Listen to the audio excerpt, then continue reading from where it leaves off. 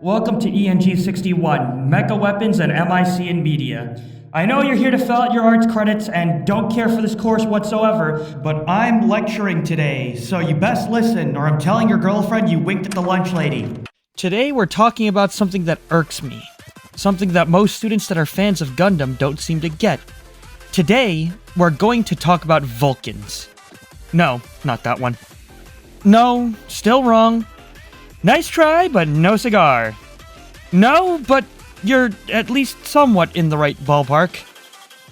Oh my god, finally you guys are slow. The concept of this thing is quite simple, like the brains of people who believe the A-10 is the best aircraft ever made.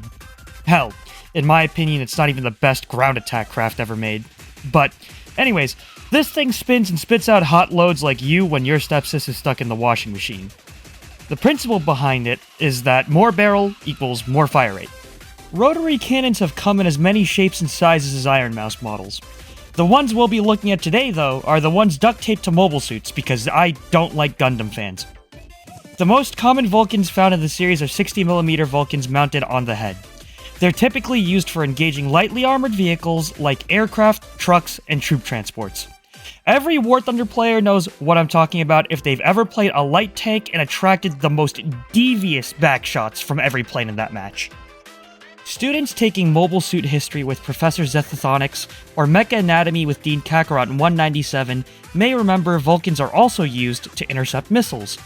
Some of you may think that shooting an explosive heading right towards you is about as advisable as popping a pimple with a fire axe. However, Elizabeth of Gintama is here to prove you wrong. This is a Phalanx Close-In Weapon System, or CIWS for short. It uses a radar system to identify targets heading towards them, along with judging the speed and distance. After identifying a valid target such as a missile, drone, or soundsmith if he doesn't slow down, it can fire automatically or receive authorization from an operator. It fires 20mm armor-piercing discarding sabot rounds that consist of a penetrator and a plastic sabot. It shreds the incoming target and can ruin the airframe of incoming ordnance to render it ineffective, if not outright destroy it.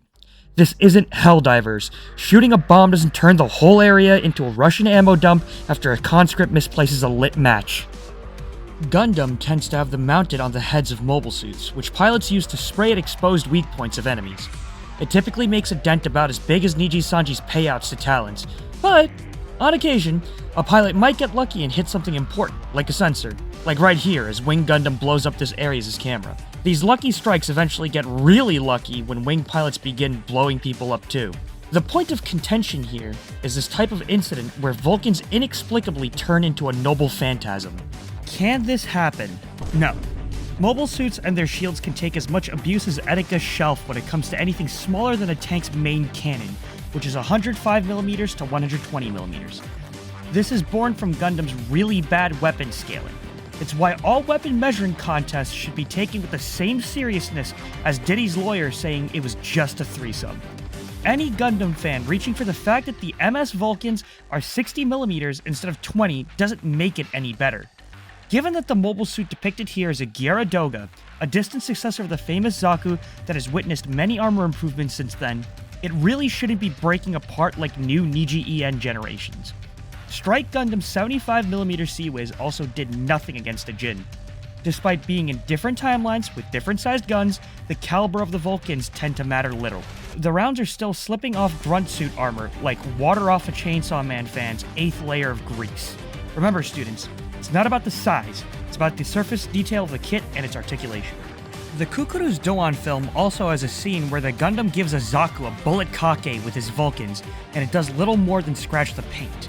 But there are a few more scenes of abnormally high damage caused by Vulcans, and many more of them being about as effective as Alira's Black Stream. Some like to say these are extremely lucky hits on critical components. If that is the case, there are enough lucky strikes here to cause a Maroon 5 lawsuit. Some of you may be smugly asking, but what about Beam Vulcans?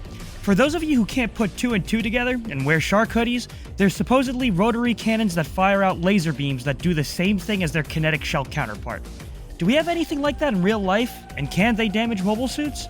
Given that these are typically rated at the same firepower as standard Vulcans, these shouldn't really be blowing mobile suits up like bowberries either. However, there are real-life laser weapons used to intercept munitions or dispose of them. How does a laser cause damage, though? It's not exactly a Mokogo beam. You see, photons are particles of light that move at the speed of light and impart their energy when they hit something. You don't exactly get lit up like you just spelled something wrong in front of Ame when you turn on the light, though, so how could this energy hurt you? Well, it's like me spraying you with a super soaker. It does nothing but get you a bit wet like Bow at Furfest. But if I spray you with a fire hose, you're definitely going to get knocked off your feet and soaked. Enough photons imparting energy in a focused, concentrated amount begin to push a lot of energy onto the target, like the fire hose pushing a lot of water droplets onto you. This transaction of energy creates heat. Enough heat, and, well, just ask California's forests. This is Zeus. Full name, Zeus High Mobility Multi-Purpose Wheeled Vehicle. The US military tested this device as an ordnance disposal tool. If there were IEDs or enemy munitions that needed to be dumpstered, this thing would fire a high-power laser that heats up and destroys them at a safe distance. Sorta like you throwing a casual comment about your aunt's OnlyFans at the family reunion, and slinking away as the whole situation blows up before anyone can ask you about why you know exists. However, blowing up some munitions and IEDs isn't exactly the most power-hungry thing in the world. The casings they are made of are disposable and thin, like child laborers for Sheen. Punching through armor that's thicker and made of material meant to take heat and kinetic stress will have you running out of battery or getting shot before your laser can melt through. There have been more tests and weapons developed using lasers and directed energy weapons, but the impasse we reach is that Gundam has more timelines than Zelda, and their tech lore is buried deep in some obscure magazine or untranslated novel at the bottom of some Japanese businessman's pile of gooning material.